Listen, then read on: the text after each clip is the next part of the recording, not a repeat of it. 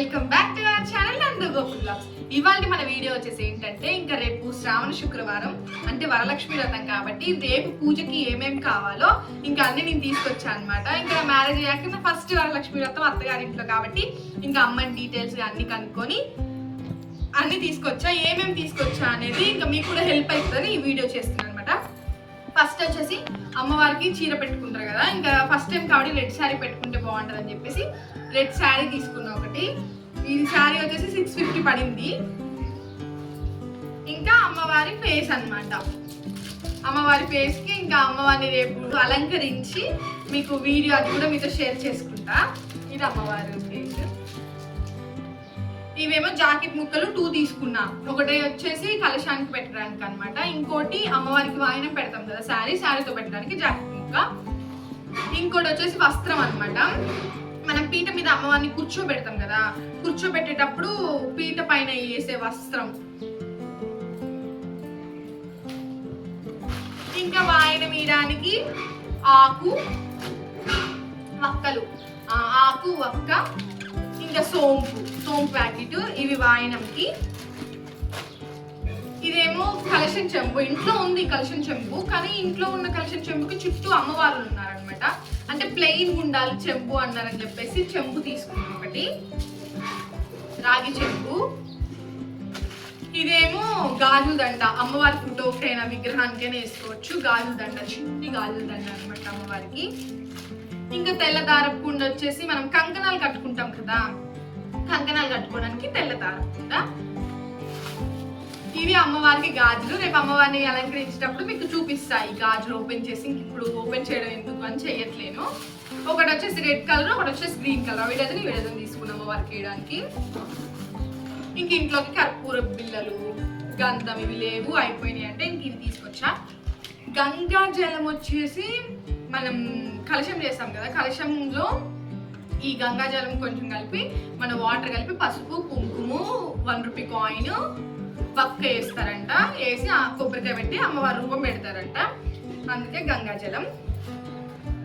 ఇంక ఇవేమో అమ్మవారికి నాకు పూలు, జాజులు తీసుకున్నా, 3 మూరలు తీసుకున్నా.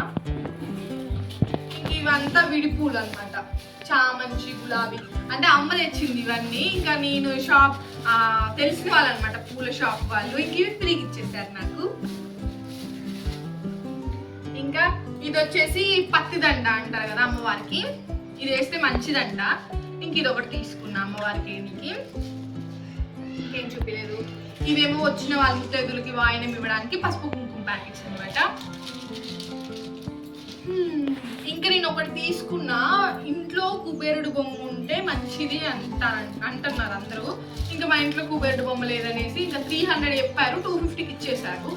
కుబేరుడు బొమ్మ ఒకటి తీసుకున్నా.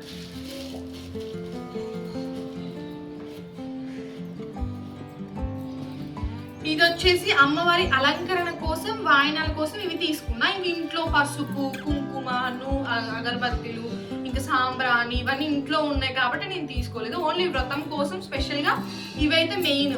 ఇంకా నూనె ఒత్తులు అవన్నీ అందరి ఇంట్లో కామన్గా ఉంటాయి. వ్రతం చేసుకోవాలనుకున్న వాళ్ళు ఇది తీసుకోండి. ఇంకొక పీట పెట్టుకొని ఆ పీట మీద వస్త్రం పెట్టుకొని అమ్మవారిని నిలుపుకోవడమే. ఇంకా ఆ వీడియో కావాలంటే రేపు వీడియో కోసం వెయిట్ చేయండి, ఆ వీడియో కూడా మీతో షేర్ చేసుకుంటా. ఇంకా వాయనంలోకి అరటి పండ్లు, అందరికి వాయనాలకు వస్తారు కదా, ఆ వాయనంలోకి అరటి పండ్లు. అమ్మవారికి ఏమో వాయనం పెట్టేటప్పుడు బత్తాయి కాయలు తెచ్చా అనమాట అమ్మవారికి. ఇంకా ఈ నిమ్మకాయలు, ఇవేం ప్రసాదాలు. అంటే ఇప్పటి వరకు మీరు చూసినంత అమ్మవారికి అలంకరించేది కదా, ఇప్పుడు వచ్చేసి అమ్మవారికి ప్రసాదాలు ఏమేమి చెయ్యాలి అనేసి చూపిస్తాం. ఇక అవి కూడా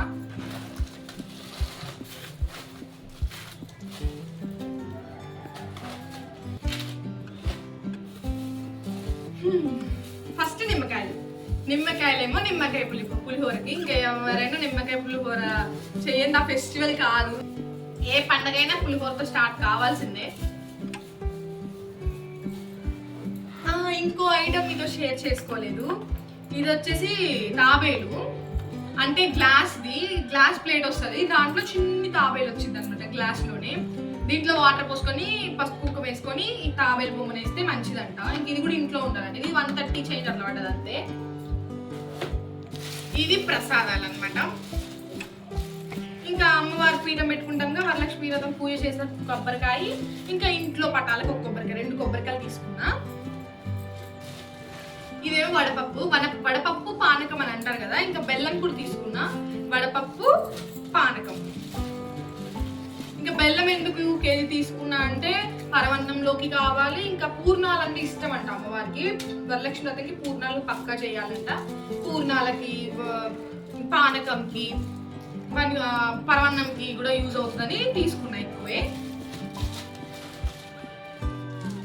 ఇవేమో ఇలాచీలు అంటే ప్రసాదంలోకి వేస్తానికి.